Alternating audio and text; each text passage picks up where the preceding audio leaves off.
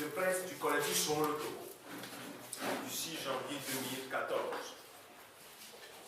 Les 10, 11 et 12 janvier 2013, le peuple togolais tout entier et les populations de Kara et de Lomé en particulier ont été soumis à un choc traumatisant dont les effets dévastateurs sont toujours à fleur de peau.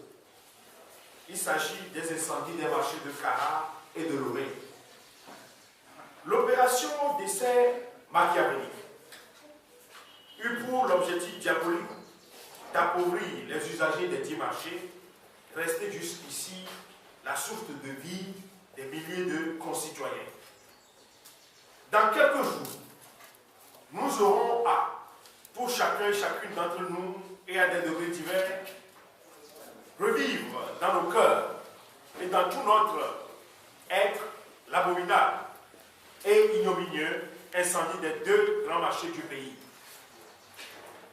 Depuis bientôt 1 an, c'est avec une grande tristesse que nous assistons tous au gémissement et à la désolation de nos mères, sœurs et frères commerçantes et commerçants qui ont assisté impuissants devant les flammes criminelles qui ont décimé, ravagé et mis à néant des générations d'efforts, de sacrifices et de privations. Tant d'années d'œuvre en un seul jour effacées.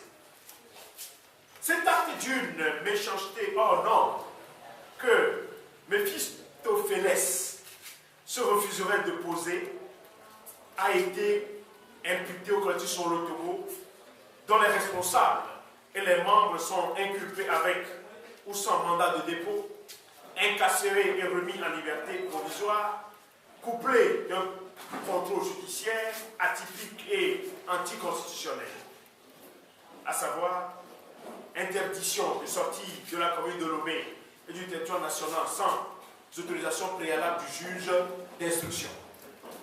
Pour le collectif Sauvons le Togo, la justice togolaise a accepté, volontiers d'ailleurs, de se vautrer dans un flou artistique juridique et de conduire l'enquête dans l'unique sens où les donneurs d'ordre ont voulu, en oubliant que l'instruction se fait à charge et à décharge. Plus indécent et aberrant est cet acharnement qu'ont le collectif Sauvons le Togo en lieu et place des responsables des 2 marchés. De plus, ni les vigiles, ni les ministres en charge de la sécurité nationale et de l'administration territoriale n'ont été inquiétés. Le Parti socialiste français a parlé d'une démocratie bafouée au Togo et d'arrestations orchestrées dans les rangs de l'opposition. Aussi devient-il impensable et inquiétant que le juge d'instruction et le procureur de la République continuent d'ignorer le rapport d'enquête du CFT qui s'est, somme toute, acquitté d'une obligation juridique en citant nommément les commanditaires de ces incendies. N'est-ce pas la dénonciation de criminels tels que prévus par les dispositions de l'article 195 du Code pénal? Dans ce sens, une requête a été régulièrement transmise avec le rapport du CST au juge d'instruction et au procureur de la République près le tribunal de Lomé, directeur de l'enquête.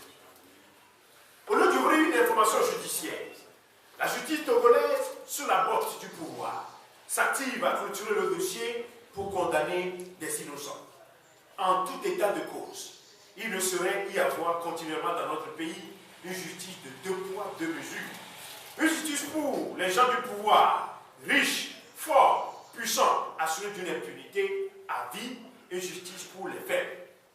À cet effet, le collectif Sauvons le Togo salue le rapport du Haut Commissariat des Nations Unies aux droits de l'homme au Togo à sa juste valeur et déclare solennellement que la justice togolaise est disqualifiée à connaître de l'affaire des incendies des marchés de Kara et de Lomé. Le CC demande instamment au HCDH, à toutes les institutions, associations de défense des droits de l'homme, à tout mettre en œuvre et à soutenir la position de la FDH pour l'ouverture d'une enquête internationale qui seule peut situer nationale et internationale sur ces incendies.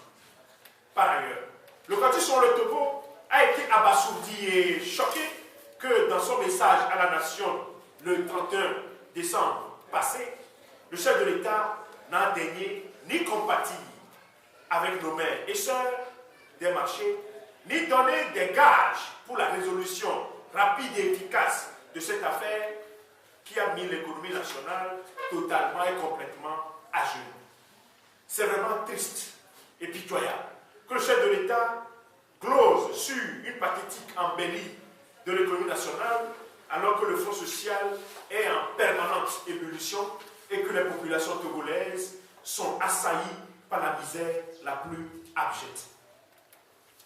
Chers combattants de la liberté et le changement, il est temps que le peuple togolais, tout entier et comme un seul homme, dise non une fois pour toutes à ce cynisme politique qui consiste à réduire les Togolais à la pauvreté pour enfin instrumentaliser cette misère à des fins politiques.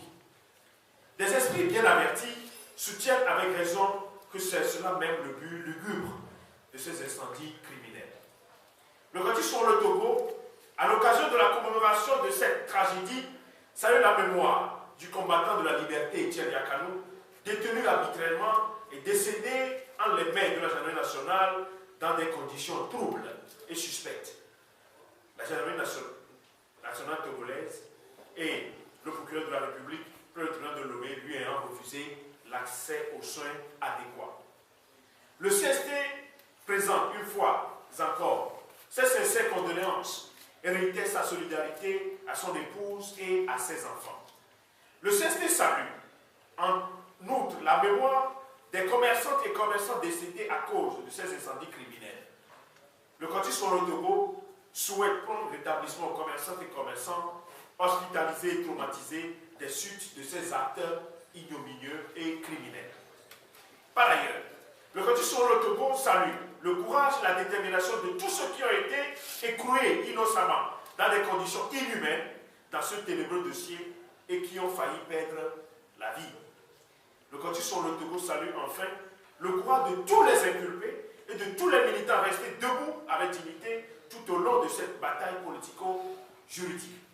C'est pourquoi, pour dire plus jamais ça, compatir avec nos mères et sœurs commerçantes et nos frères commerçants, demander la libération immédiate et sans condition de nos frères encore détenus dans l'affaire des incendies, la cessation des poursuites contre l'ensemble des inculpés, la levée pure et simple du contrôle judiciaire atypique et anticonstitutionnel auquel ils sont astreints et l'indemnisation pleine et entière des sinistrés, la publication du rapport d'enquête des experts français, l'ouverture d'une enquête internationale pour faire la lumière sur les commanditaires, les auteurs des incendies de Kara et de Lomé, le quartier sur le Togo invite toute la population togolaise à manifester pour commémorer le triste anniversaire des incendies selon le programme ci-après. Journée du 10 janvier à Kara, à 6 h, messe d'action de grâce à la cathédrale de Kara. À Lomé, 12 h, messe d'action de grâce à la cathédrale de Lomé, suivie de visites des sinistrés sur l'ancien et le nouveau site. 18 h, veille de prière en la mémoire d'Etienne Yakanou et de tous les commerçants décédés suite à des actes que nous avons dénoncés, donc ces incendies criminels. Au temple à Ouégamé de Lomé. Journée du 11 janvier, 8 h, marche silencieuse, itinéraire, place de l'indépendance, Carrefour, Kazef, 4 ministères, rond-point monument aux morts, avenue du 24 janvier, Carrefour Anani Santos, avenue de la Libération, Grand Marché de Lomé. Journée du 12 janvier, 6 h, messe d'action de grâce à la cathédrale de Lomé. Journée du 13 janvier, 14 h, meeting d'information à la place de l'indépendance. Le quartier sur le Togo voudrait, malgré la douleur vive qui étreigne les cœurs en ce moment solennel, former pour l'ensemble des populations togolaises le vœu de santé et de bonheur, plein en cette année 2014, et que la miséricorde et la grâce divine nous protègent tous et toutes, et nous ouvre le chemin de la prospérité et de la paix profonde. Peuple togolais, par ta foi, ton courage et tes sacrifices, la nation togolaise doit renaître. Fait à Lomé, le 6 janvier 2014, pour le cantique sur le Togo, le coordinateur, Maître Atta Bessan Zeus Ajavon. Je vous remercie.